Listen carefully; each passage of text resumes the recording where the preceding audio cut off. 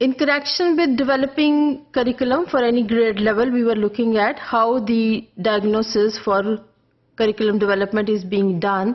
And in order to understand the process of curriculum development, we have to understand what is the structure of a culture. And in that connection, we were looking at how different elements of culture are defined. So the first element what we looked at was the universal.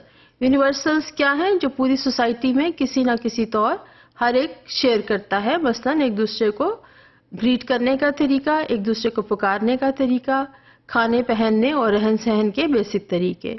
Speciality کیا ہے؟ Speciality وہ خاصیت ہے یا وہ element ہے کسی بھی کلچر کا جو ہم آکوپیشن اور مختلف سوشل پوزیشنز کی بیسس پر گروپ کرتے ہیں. آکوپیشنل نیچر میں انڈسٹری بھی ہو سکتی ہے, میڈیسن بھی ہو سکتی ہے, انجینئرنگ اور ایجوکیشن. سو ہر طرح سے یہاں پر مختلف قسم کے پروفیشنز کا ذکر کیا جاتا ہے.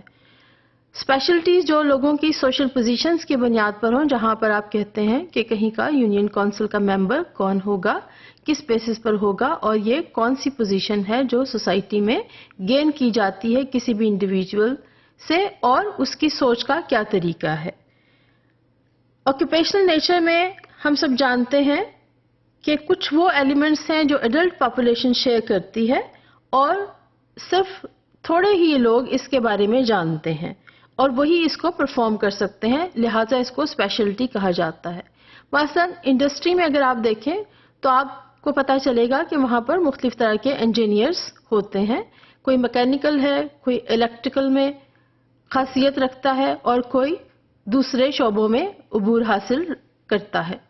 Now, اسی بیسس پر تمام سوسائٹی کو ڈیوائڈ کر دیا جاتا ہے اور اسی کی بیسس پر نالج اور سکلز کو ڈیفائن کیا جاتا ہے کہ کسی بھی کلچر میں کون سے سکلز اور نالج ہونا چاہیے. لہٰذا ساری پاپولیشن کو اس کے بارے میں معلوم نہیں ہوگا.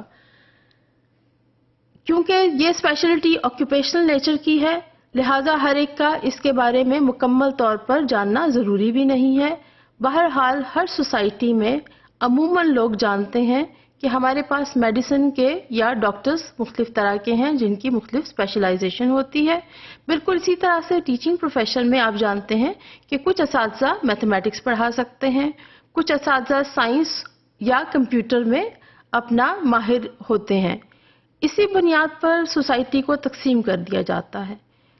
اسی آکوپیشنل نیچر کی بنا پر ہمیں یہ معلوم پڑتا ہے کہ ہمیں کون سا نالج اور کون سا اسکل اپنے کریکولم میں شامل کرنا ہے جو بچوں کو نہ تو صرف ان پیشوں کے بارے میں بتائے گا بلکہ وہ بڑے ہو کر اپنے لیے کسی خاص پروفیشن کو آئیڈینٹیفائی بھی کر سکتے ہیں.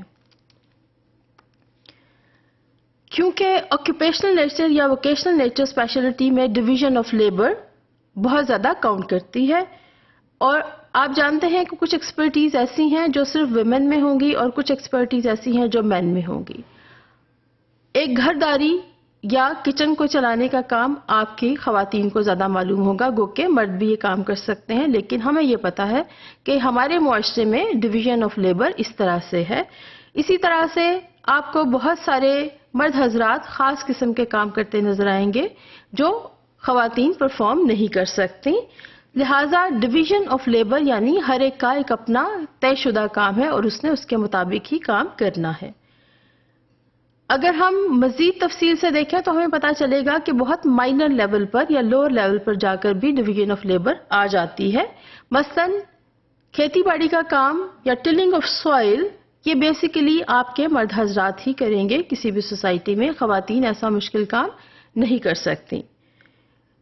اگر مویشی پالنے ہیں یا فارم ہاؤسنگ کرنی ہے تو وہ بھی موسٹلی مرد حضرات ہی کرتے ہیں, گو کہ خواتین کر سکتی ہیں, لیکن یہ ڈویژن آف لیبر ایک مائنر لیول پر ہے کہ اس طرح کا کام موسٹلی مرد حضرات پرفارم کریں گے. اسی طرح سے بہت سارے کام جہاں پر اسپریچولیٹی کا ذکر آتا ہے یا اپیزنگ دا اسپرٹ, تو ہم یہ کہتے ہیں کہ یہ کام مرد حضرات کرتے ہیں. سو کسی بھی پروفیشن میں اور ووکیشن میں ایک ڈویژن آف لیبر ہمیں نظر آتی ہے اور ہر ایک کے لیے ایک خاص کام طے کر دیا گیا ہے. اگر ہم کسی سوسائٹی کو دیکھیں جس میں انڈسٹریل ڈیولپمنٹ بہت زیادہ ہے تو ہمیں پتہ چلے گا کہ وہاں پر ڈویژن آف لیبر بہت زیادہ ایڈوانس ہو گئی ہے. انڈسٹری میں اور فیکٹری میں آپ کو پتہ ہے کہ مختلف قسم کے काम शामिल होते हैं और इन तमाम कामों को परफॉर्म करने के लिए we need to have different types of experts. For example, you have to have an architect who will design the industry in such a way which is not dangerous in any way for the people, those who are working as workers in the society. Similarly, आपके mechanical और technical staff में भी advance किस्म के skill और knowledge की ज़रूरत पड़ेगी. बिल्कुल इसी तरह जब आप करिकुलम डेवलप करते हैं तो हमें ये पता चलना चाहिए कि ये सोसाइटी किस किस्म की है. आया ये इंडस्ट्रियल सोसाइटी है या ये ज़राअत पर बहुत ज़्यादा इन्हसार करती है. इसी बिना पर हमें अपने करिकुलम में मुताल्लिका कंटेंट को और स्किल्स को शामिल करना पड़ता है.